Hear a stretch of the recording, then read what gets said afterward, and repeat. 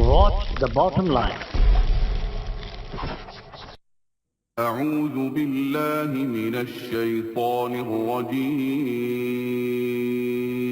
پناہ مانگتا ہوں میں اللہ کی شیطان مردود سے۔ بسم اللہ الرحمن الرحیم شروع اللہ کے نام سے جو بڑا مہربان نہایت رحم والا ہے۔ ناظرین، کسی شاعر نے کیا خوب کہا تھا کہ میں وہ حیرت ہوں کہ دنیا کیا سے کیا ہو جائے گی۔ ناظرین، یہ سائنس کا زمانہ ہے۔ آج ہر روز نئی ایجادات رونما ہو رہی ہیں۔ سائنس نے اس دنیا کو جادو نگری میں تبدیل کر دیا ہے۔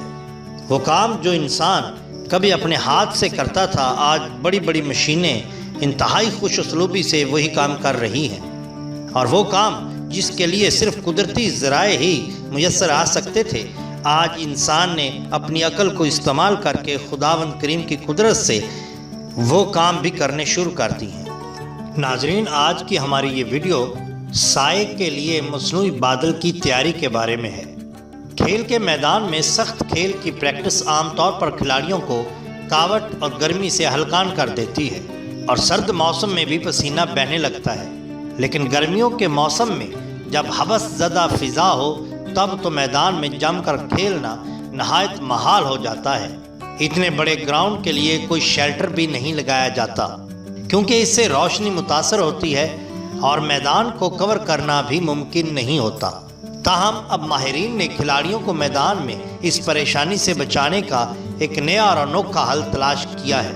قطر سے تعلق رکھنے والے انجینئرنگ ٹیچر نے حال ہی میں ایسا منفرد ڈیزائن متعارف کروایا ہے جس پر کام کرتے ہوئے مصنوعی بادل تیار کیا جائے گا، جو کھیل کے میدان پر سایہ کرنے کی صلاحیت رکھے گا اور اس سے میدان بھی ٹھنڈا رہے گا۔